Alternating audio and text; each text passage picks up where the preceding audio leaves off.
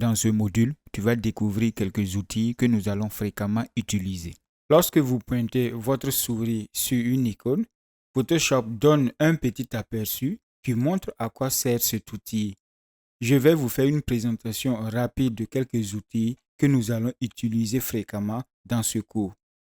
L'outil de déplacement, comme son nom l'indique, sert à déplacer nos éléments dans l'espace de travail qui est votre document.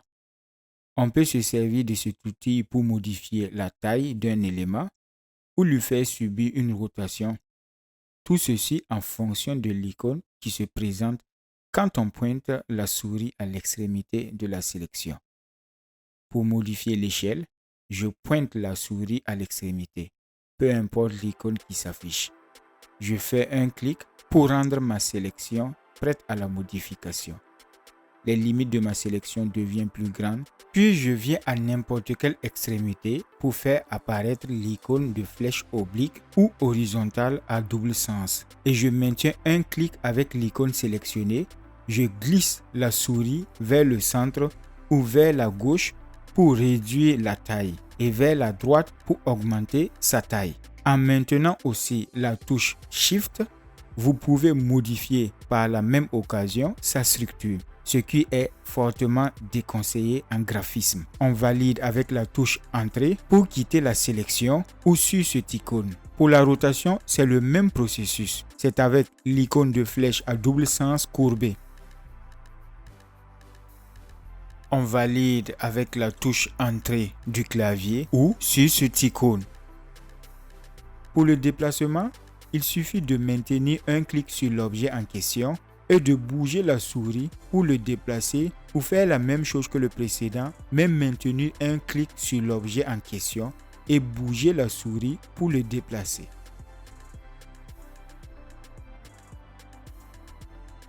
L'outil pinceau ou broche en anglais. On s'en sert pour peindre, dessiner ou autre. Pour l'exemple, je vais sélectionner deux couleurs et je profite en même temps vous montrer comment sélectionner des couleurs qui se trouvent à ce niveau. On peut en sélectionner deux. Je sélectionne ma première couleur. Ensuite, je sélectionne la deuxième. Et intervertir avec cette icône quand on le souhaite. Je sélectionne mon pinceau. Je désactive le calque de l'ordinateur et je crée un nouveau calque pour l'exemple. Je viens maintenir un clic avec la souris, puis je bouge pour réaliser ma forme. Pour agrandir le pinceau, vous maintenez la touche Alt et avec un clic gauche maintenu, vous bougez la souris vers la droite. Et pour diminuer, vous glissez vers la gauche. Toujours avec la touche Alt maintenue et un clic gauche aussi, quand vous glissez vers le bas, vous rendez les contours du pinceau brut et vers le haut, vous rendez le contour progressif. L'outil dessin de forme. Ce sont des illustrations de formes qu'on peut réaliser rapidement. Vous vous souvenez même qu'avant de vous montrer comment ouvrir le logiciel, j'ai fait une démonstration en réalisant le drapeau du Burkina. Puis, avec le dessin de forme, j'ai réalisé rapidement une étoile. L'outil se trouve ici. Ma dernière utilisation était l'outil polygone. Voilà pourquoi c'est l'icône du polygone qui est représentée. Chez vous, ça peut être l'outil rectangle et on le prend pour l'exemple. Je resélectionne une autre couleur.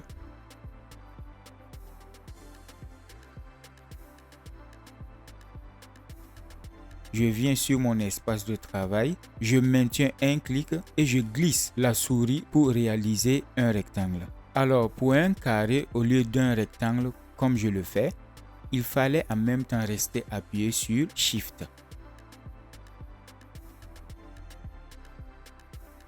En dessous de la barre des menus figurent quelques propriétés. Ici, c'est pour supprimer ou déterminer une couleur pour le fond. Ici, c'est pour supprimer ou déterminer la couleur du contour. Quand il est blanc, barré d'un trait rouge, ça signifie que le contour est supprimé. Si je veux lui attribuer un contour, je clique dessus et je désigne la couleur rouge par exemple. Et là, mon contour est effectif. Si vous ne le voyez pas, c'est parce que la valeur du contour est faible. Nous allons l'augmenter à ce niveau.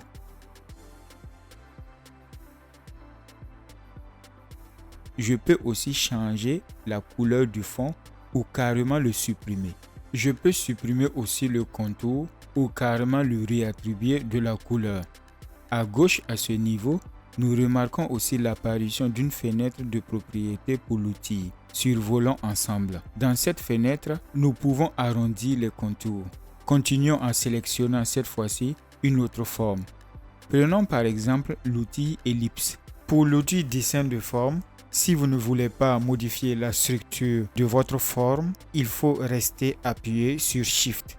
Là, je ne réalise pas un cercle parfait, mais une forme ovale, parce que la touche Shift n'a pas été maintenue.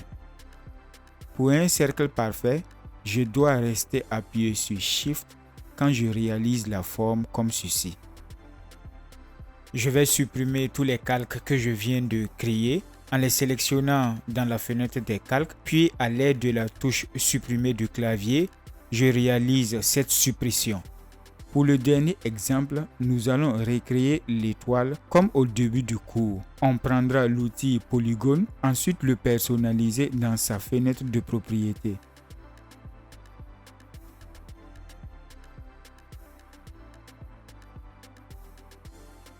Il a déjà 5 côtés et je lui donne un pourcentage de 50 pour faire apparaître les branches. Le reste des outils sera montré au fur et à mesure. Ne vous inquiétez pas et n'hésitez pas à suivre la vidéo pour comprendre les outils avant l'étape suivante. On se retrouve dans le module suivant pour la suite. En attendant, n'oubliez pas d'aimer la vidéo, de vous abonner et d'activer la cloche de notification.